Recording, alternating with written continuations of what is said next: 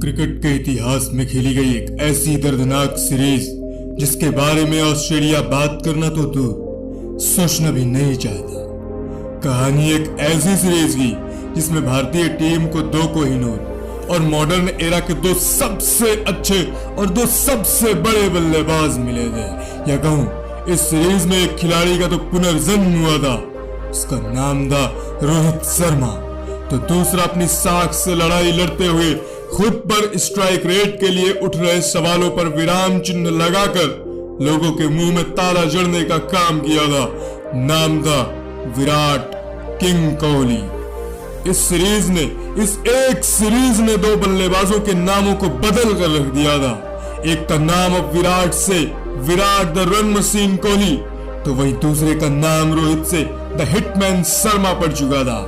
ये कहानी है इंडियन क्रिकेट में हुए सबसे बड़े बदलाव की। एक कहानी है माही द्वारा भारतीय टीम को दो सबसे बड़े कोहिनूरों को अब इंडियन सुपरस्टार बना देने की। ये कहानी है विराट कोहली की महानता की ओर चढ़ने वाली सबसे महत्वपूर्ण सबसे इंपॉर्टेंट सीढ़ी चढ़ने की।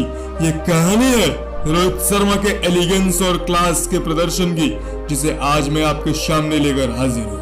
तो चैनल को जल्दी से सब्सक्राइब करके कुर्सी की पेटी बांध लो, क्योंकि इस सीरीज की वो दर्दनाक कहानी शुरू से शुरू होगी मेरी आवाज में और मेरे अंदाज में। है एक था दिल्ली का साधारण सा लड़का, नाम था विराट कोहली, जिसे सिर्फ 25 साल की उम्र आते आते शायद इतनी शोहरत मिल चुकी थी कि उसकी तुलना सचिन तेंदुलकर से होने लग रही थी। लेकिन दूसरी तरफ लोग उसकी जमकर आलोचना भी करने लग रहे थे। कुछ को विराट की सफलता और उसकी एबिलिटी पर बिल्कुल भी भरोसा ही नहीं था। कुछ ने तो यहाँ तक कह दिया था, अरे साधारण सा प्लेयर है यार, इसका एग्रेशन एक ना एक दिन इसे ले डूबेगा, इसका गुस्सा इसके लिए घातक साबित होने वाला है, लिख कर रख लो। तो दूसरी तरफ कुछ लोग हंसते थे उन लोगों पर भी जो लोग कहा करते थे विराट नेक्स्ट सचिन तेंदुलकर बनेगा। उन्हें क्या पता था विराट ये नाम नहीं, ये इतना बड़ा ब्रांड बनने वाला था, इतना बड़ा ब्रांड कि लोग सचिन को भी भूल चुके होंगे। सचिन से तुलना तो दूर, क्रिकेट की दुनिया में विराट नाम का ये प्लेयर एक ऐसा खिलाड़ी बनकर उभरेगा जिसे क्रिकेट ही नहीं बल्कि हर फील्ड में दुनिया इस्तकबाल करने लग रही होगी, पूरी दुनिया सलामी ठोकने लग रही होगी, जो शायद सचिन से भी बड़ा प्लेयर बनने लग रहा होगा। हालांकि विराट के कुछ टीममेट्स ही उसका मजाक बनाया करते थे विराट का ये कहकर कि भाई तू सिर्फ चौकों की बदौलत कब तक खेलेगा इंडिया के लिए, तू इतना धीमा खेलेगा तो लोग तेरी तुलना सचिन से नहीं, व्हाइट बॉल के धीमा खेलेगा तो लोग तेरी तुलना सचिन से नहीं, व्हाइट बॉल के द्राविड शेख करने लग रहे होंगे। उन सबको हर किसी को जवाब मिला था उन सबको करारा जवाब या कहे मुंह तोड़ जवाब इस एक सीरीज के दम पर, इस एक ऐतिहासिक सीरीज को ऐतिहासिक बनाने के दम पर। खैर दूसरी तरफ था मुंबई का लाडला, नाम था रोहित शर्मा, जिसके टैलेंट की चर्चा खुद विराट और धोनी साथ मिलकर किया करते थे। इवन कई क्रिकेट एक्सपर्ट्स तो रोहित के लगातार फेल होने से हैरान होने लग रहे थे। लेकिन कुछ लोग थे जिन्होंने रोहित को लेजी और सुस्त प्लेयर की संज्ञा दे दी थी। कुछ ने तो यहाँ तक कह दिया था ये प्लेयर जब 2007 से आज तक कुछ कर नहीं पाया तो फिर से इतने मौके क्यों मिल रहे हैं, आखिर क्यों? रोहित पर तब तक क्यों, क्या और कैसे जैसे कई सवाल खड़े थे। तो वही माही के रोहित की खराब फॉर्म के बावजूद लगातार मौके देने वाले फैसले पर भी बड़े प्रश्न चिन्ह थे। खैर 2013 का साल था।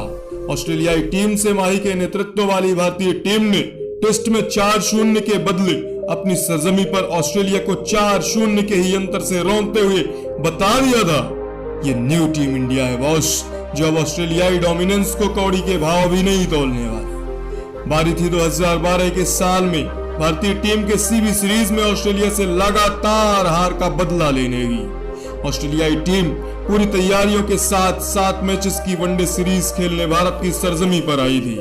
लेकिन पिछले साल मिली हार को बदलने के लिए इस बार माही ने भारतीय टीम की सूरत ही बदल कर रख दी थी। माही ने फिटनेस के आधार पर पहली बार सीनियर प्लेयर्स को टीम से सीधा बाहर निकाल फेंका था।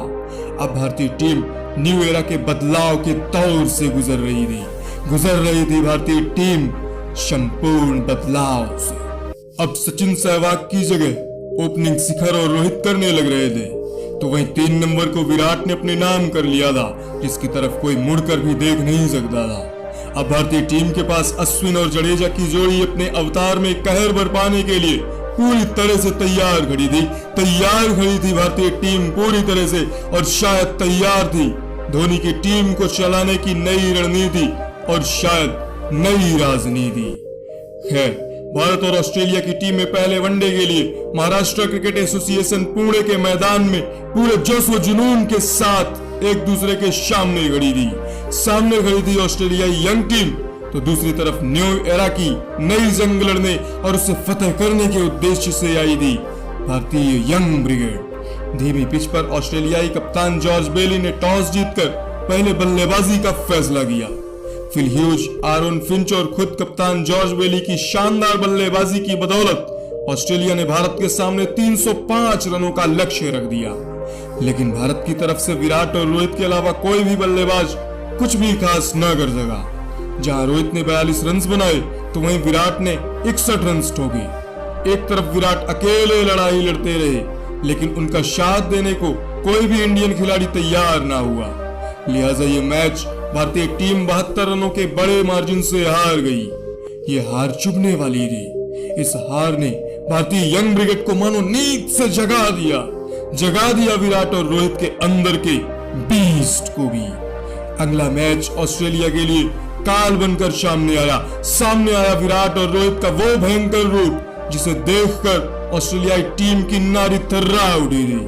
भारतीय टीम रजवाड़ों के शहर जयपुर के सवाई मान सिंह स्टेडियम में ऑस्ट्रेलिया का इंतजार कर रही थी। ऑस्ट्रेलियाई कप्तान जॉर्ज बेली ने टॉस जीतकर एक बार फिर से पहले बल्लेबाजी का ही फैसला किया। तारीख थी 16 अक्टूबर 2013। तारीख बताना जरूरी है क्योंकि इस एक मैच से भारतीय टीम की तकदीर और शायद पूरी तस्वीर पलट जाने वाली थी। इस एक मैच ने इंडियन क्रिकेट को बदल कर रख दिया था। इस एक मैच में वो हुआ था जो इंडियन क्रिकेट के इतिहास में पहले कभी नहीं हो पाया था। ऑस्ट्रेलियाई टीम ने जयपुर की पाटा विकेट पर भारतीय गेंदबाजों की जमकर कुटाई करते हुए 50 ओवरों की समाप्ति तक 359 रनों का विशाल स्कोर बोर्ड पर टांग दिया था। ऑस्ट्रेलिया की तरफ से उनके शुरुआती 5 बल्लेबाजों ने अर्धशतक ठोके। ऑस्ट्रेलिया ने यह मैच मानो अपनी मुट्ठी में दबोच लिया था, लेकिन फिर शुरू हुआ तबाही का वो खौफनाक मंजर। शुरू हुई भारतीय बल्लेबाजों की कहर बरपाने वाली बल्लेबाजी। रोहित और शिखर ने मिलकर ऑस्ट्रेलियाई गेंदबाजों की क्लास लगा दी। ऑस्ट्रेलियाई गेंदबाजों को सांस लेने तक का मौका नहीं मिल रहा था। एक तरफ शिखर ऑस्ट्रेलियाई गेंदबाजों के पीछे पड़ चुके थे, तो दूसरी तरफ रोहित शर्मा इतनी आसानी से ऑस्ट्रेलियाई गेंदबाजों की पिटाई कर रहे थे कि उन्हें समझ ही नहीं आ रहा था कि रोहित की बल्लेबाजी की तारीफ करें या फिर अपने गेंदबाजों की आलोचना। पहाड़ जैसे लक्ष्य का पीछा करने उतरी भारतीय टीम ने 26 ओवर्स आते आते बोर्ड पर 176 रन टांग दिए। ऐसे में जॉर्ज बेली ने गेंद जेम्स फॉकनर के हाथ में थमाई और उनका ये पैतरा काम आया। शिखर धवन 95 रन बनाकर आउट हो गए। लेकिन अब क्रीज पर बल्लेबाजी करने आए दुनियाई क्रिकेट के बादशाह बनने जा रहे विराट कोहली। विराट 2013 आते आते टारगेट का पीछा करते हुए श्रीलंका के खिलाफ 133 और पाकिस्तान के खिलाफ 183 रनों की भयावह पारियां खेल चुके थे। लिहाजा ऑस्ट्रेलिया को पता था विराट टारगेट चेस करते हुए क्या कुछ कर सकता है, लेकिन विराट को अभी तक दुनिया ने किंग और चेस मास्टर का टैग नहीं दिया था। नहीं दिए थे लोगों ने विराट को ये नाम, लेकिन विराट आज अपने नाम बहुत कुछ दर्ज करने वाले थे। विराट ने ऑस्ट्रेलियाई गेंदबाजों को पहली ही गेंद से ऐसी मार मारनी शुरू कर दी कि ऑस्ट्रेलियाई गेंदबाज विराट के सामने पानी मांगने पर मजबूर हो गए। तो वहीं दूसरी तरफ रोहित शर्मा भी रुकने का नाम नहीं ले रहे थे। ऐसा लग रहा था मानो इस भारतीय जोड़ी ने विकेट के ऊपर अंगद का सा पैर जमा दिया हो। ऑस्ट्रेलियन पेस अटैक ध्वस्त हो चुका था, तो वहीं स्पिनर्स को समझ ही नहीं आ रहा था हम इस तबाही के बीच बॉलिंग करने आखिर आए ही क्यों थे। पहले रोहित ने अपना शानदार शतक पूरा किया, तो दूसरी तरफ विराट को इतनी जल्दी थी मैच खत्म करने की, इतनी जल्दबाजी थी कि उन्होंने 7 गगनचुंबी छक्कों की बदौलत सिर्फ 52 गेंदों में ही अपना शतक पूरा कर लिया। यह शतक भारतीय वनडे इतिहास का आज भी सबसे तेज शतक है जो विराट कोहली के नाम दर्ज है। याद रखिएगा नेक्स्ट एपिसोड विराट के उसी सबसे तेज शतक पर आने वाला है, तो विराट फैंस तैयारी कर लो और चैनल को सब्सक्राइब करके रहो। खैर, इस एक पारी की बदौलत लोग विराट को चेस मास्टर का टैग देने पर मजबूर हो गए। ऑस्ट्रेलियाई गेंदबाज इस पारी को सपनों में भी याद नहीं करना चाहते थे। विराट ने न सिर्फ अपने आलोचकों को करारा जवाब दिया, बल्कि उन लोगों को भी करारा शंड ऑफ दे दिया जिन्होंने कहा था विराट तेज बल्लेबाजी नहीं कर सकता, विराट सिर्फ चौके मारना जानता है, छक्के मारना इसके बस की बात नहीं। इस एक पारी के बाद विराट ने वनडे में एक बार फिर से दुनिया में नंबर 1 की अपनी कुर्सी अपने नाम कर ली। रोहित ने जबरदस्त 141 रन कूटे तो वही विराट ने भी 100 रन बनाए। और खास बात यह रही कि अंत तक ऑस्ट्रेलियाई गेंदबाज इस भारतीय जोड़ी को तोड़ नहीं पाए। भारतीय टीम ने 360 रनों के लक्ष्य को बौना साबित कर दिया और 39 गेंदें शेष रहते ही भारत ने इस मैच को जीतकर सीरीज को 1-1 की बराबरी पर लाकर खड़ा कर दिया।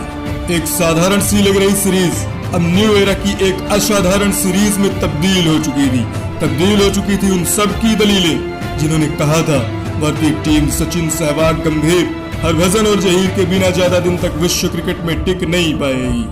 ऑस्ट्रेलिया का डोमिनेंस खत्म हो चुका था ऑस्ट्रेलिया का वर्ल्ड क्रिकेट में एक तरफा राज। खैर, अब रोमांचक हो चुकी इस सीरीज का तीसरा मैच हाई वोल्टेज और हाई प्रोफाइल मैच में तब्दील हो चुका था। तारीख थी 19 अक्टूबर 2013 और जंग का मैदान था मोहाली का फुल क्राउडेड स्टेडियम। ऑस्ट्रेलियाई कप्तान जॉर्ज बेली भारतीय बल्लेबाजों के कहर से इतना डर चुके थे कि इस मैच में उन्होंने टॉस जीतकर पहले गेंदबाजी का फैसला किया और उनका यह फैसला सही भी साबित हुआ। भारतीय टॉप ऑर्डर में विराट के अलावा कोई भी बल्लेबाज ज्यादा देर तक क्रीज पर टिक ना सका। विराट ने फिर से अकेले लड़ाई लड़ते हुए 68 रन बनाए, लेकिन 6 नंबर पर बल्लेबाजी करने आई माही ने ऑस्ट्रेलिया के सामने हार मानने से साफ इनकार कर दिया। धोनी ऑस्ट्रेलिया से लगातार लड़ते रहे और शानदार 139 रन ठोककर भारत को एक फाइटिंग टोटल तक पहुंचा दिया।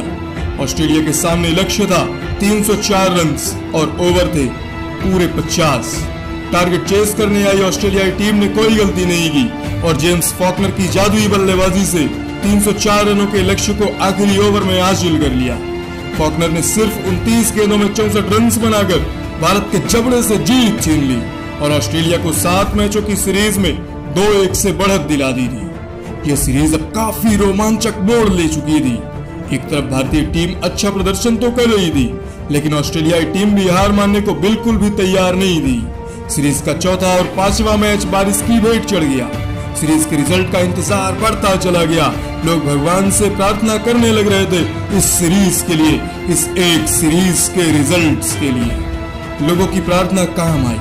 भारत और ऑस्ट्रेलिया की टीमें एक दूसरे के खिलाफ अपनी अपनी रणनीतियां लेकर महाराष्ट्र के नागपुर स्टेडियम में 6वां वनडे मैच खेलने के लिए तैयार खड़ी थी। नागपुर के मैदान में दोनों टीमें। होम ग्राउंड था ये मैदान अभी तक सीरीज में बेहतरीन प्रदर्शन करने वाले रोहित शर्मा का।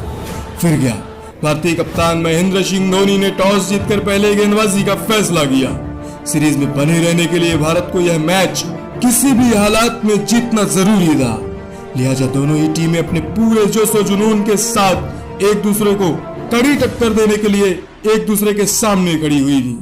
लेकिन शानदार फॉर्म में चल रहे ऑस्ट्रेलियाई कप्तान जॉर्ज बेली ने इंडियन टीम के मंसूबों पर पानी फेर दिया। बेली ने वॉटसन के साथ मिलकर भारतीय गेंदबाजों की ऐसी धुनाई की जिसे भारतीय गेंदबाज शायद ही कभी भूल पाएंगे। पहले वॉटसन ने अपना शतक पूरा किया और फिर जॉर्ज बेली ने भारतीय गेंदबाजों पर कहर बरपाते हुए 156 रन कूट डाले। ऑस्ट्रेलिया ने एक बार फिर 50 ओवर्स के खत्म होते होते 350 रन बोर्ड पर टांग दिए। अब भारत के सामने चुनौती बड़ी थी चुनौती इस सीरीज में बने रहने के लिए। बड़ी थी चुनौती उन सबको गलत साबित करने के लिए जिन्होंने कहा था न्यू एरा की भारतीय टीम ऑस्ट्रेलियाई डोमिनेंस के सामने टिक नहीं पाएगी। सीरीज में 2-1 से पिछड़ चुकी भारतीय टीम के पास 350 रनों के लक्ष्य का पीछा करने के अलावा कोई और दूसरा चारा बचा नहीं था। फिर क्या, भारतीय बल्लेबाजों ने ऑस्ट्रेलियाई डोमिनेंस की एक तरफा धुनाई शुरू कर दी।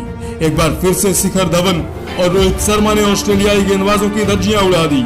इस बार रोहित शर्मा ने अपने होम ग्राउंड पर 79 रन बनाए तो वहीं द गब्बर के नाम से मशहूर शिखर धवन ने भी शानदार शतक जड़ते हुए ऑस्ट्रेलिया को उसकी औकात दिखा दी। ऑस्ट्रेलिया ने रोहित शिखर की इस मार के बाद सोचा अब शायद कुछ रेस्ट लेने का मौका मिलेगा, लेकिन क्रीज पर बल्लेबाजी करने आए सीरीज के हाईएस्ट रन गेटर और अपना रौद्र रूप दिखाने वाले विराट कोहली।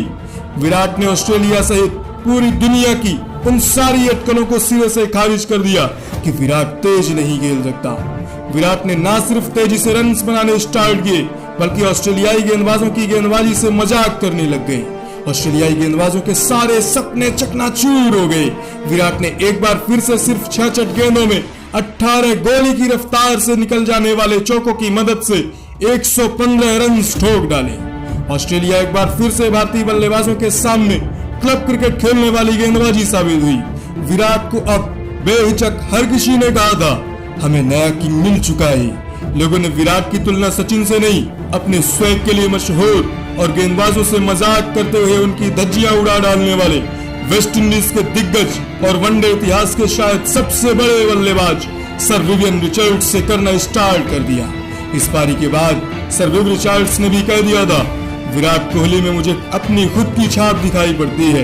क्रिकेट की दुनिया में किसी भी खिलाड़ी के लिए इससे बड़ा कॉम्प्लीमेंट और क्या ही हो सकता था। विराट, रोहित और शिखर की तिकड़ी ने अपनी कातिलाना बल्लेबाजी की बदौलत एक समय एक तरफा नजर आ रही सीरीज को 2-2 की बराबरी पर लाकर खड़ा कर दिया।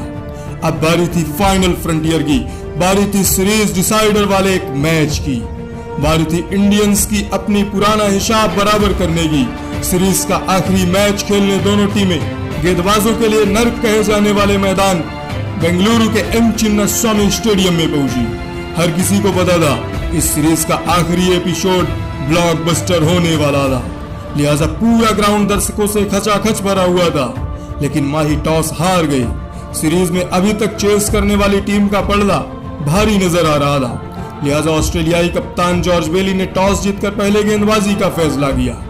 बेंगलुरु की पटाखा विकेट पर भारत की तरफ से शिखर और रोहित ने एक बार फिर से ऑस्ट्रेलियाई गेंदबाजों की धुनाई स्टार्ट कर दी, लेकिन 19वें ओवर में शिखर धवन 60 रन बनाकर जेवियर डोहर्टी का शिकार बन गए और अब भारत की तरफ से बल्लेबाजी के लिए आए उस समय वनडे रैंकिंग में शीर्ष पर काबिज विश्व के नंबर 1 बल्लेबाज विराट कोहली। अपने होम ग्राउंड के सामने विराट में एक बार फिर से रन बनाने की भूख उनकी आंखों से ही दिखाई देने लग रही थी, लेकिन तीसरी गेंद पर ही रोहित और विराट के बीच हुई मिसअंडरस्टैंडिंग के चलते विराट रन आउट हो गए। भारतीय टीम गहरे संकट में फंस चुकी थी। क्रीज में अभी तक भारतीय मिडिल ऑर्डर कुछ खास नहीं कर पाया था और इस मैच में भी कुछ ऐसा ही हुआ। रैना और युवराज दोनों एक बार फिर से फ्लॉप हो गए। 200 रन आते आते भारत की टीम ने अपने 4 सबसे महत्वपूर्ण विकेट्स गंवा दिए थे। ऐसे में बल्लेबाजी के लिए आए टीम इंडिया के कप्तान महेंद्र सिंह धोनी। धोनी ने रोहित के साथ सूझबूझ भरी पार्टनरशिप करनी स्टार्ट कर दी। जल्दी ही रोहित ने 113 गेंदों में अपना शानदार शतक पूरा कर लिया। अब रोहित शतक के बाद कहां रुकने वाले थे। रोहित ने उन सभी को जवाब देना स्टार्ट कर दिया जिन्होंने रोहित की फिटनेस पर सवाल उठाते हुए उन्हें कहा था ये एक सुस्त और लेजी प्लेयर है, यह प्लेयर ज्यादा देर तक मैदान में खड़े रहकर बल्लेबाजी नहीं कर पाएगा। रोहित ने क्रीज पर खड़े होकर इतने आसानी से और इतने शानदार छक्के मारने स्टार्ट किए कि ऑस्ट्रेलियाई गेंदबाजों के होश ही उड़ गए। ऑस्ट्रेलियाई गेंदबाजों की शायद ऐसी धुनाई इतिहास में किसी ने कभी नहीं की होगी।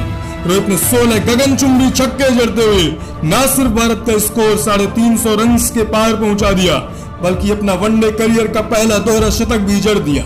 और दूसरे छोर पर उस दोहरे शतक का इस्तेकबाल करने के लिए महेंद्र सिंह धोनी खुद खड़े हुए थे, जिन्होंने रोहित को सही राह दिखाते हुए उनका करियर बचाया था। धोनी के चेहरे की वह मुस्कान यह बता रही थी कि अब धोनी के उस फैसले की कोई भी आलोचना नहीं कर पाएगा जिसे लोग कुछ समय पहले धोनी की गंदी राजनीति से जोड़कर देखने लग रहे थे। इंडिया ने 50 ओवरों की समाप्ति के बाद तक बोर्ड पर 379 रन टांक दिए। विशाल लक्ष्य का पीछा करने उतरी ऑस्ट्रेलियाई टीम भी हार मानने को तैयार नहीं थी। सीरीज में भारत के लिए कॉल बनकर आए जेम्स फॉकनर ने एक बार फिर से भारतीय गेंदबाजों की जमकर कुटाई स्टार्ट कर दी। एक समय तो ऐसा आया कि भारतीय गेंदबाजों की जान हलक पर आ चुकी थी, लेकिन फिर माही ने जड्डू को गेंद थमाते हुए फॉकनर को बोल्ड आउट करा दिया। भारतीय टीम ने यह मुकाबला भी 57 रनों के बड़े अंतर से जीतकर दुनिया को बता दिया कि यह न्यू एरा की न्यू इंडियन टीम है जो किसी को चैन से जीने नहीं देने वाली। न्यू एरा की यह न्यू भारतीय जोड़ी है जो आने वाले 10 सालों तक लगातार राज करने वाली है। विराट के नक्शे कदम पर रोहित भी अब इंडियन सुपरस्टार बनने की होड़ में लग चुके थे। इस सीरीज को भारतीय टीम ने 3-2 के मार्जिन से जीतकर अपने नाम कर लिया और 2007 से खेलते रहने के बावजूद टीम में अपनी जगह पक्की ना कर पाने वाले रोहित के लिए ये एक सीरीज वरदान साबित हुई और 2008 से 2 सबसे टैलेंटेड बंदों की इस जोड़ी का हुआ था आखिरकार पुनर्जन्म। जय हिंद।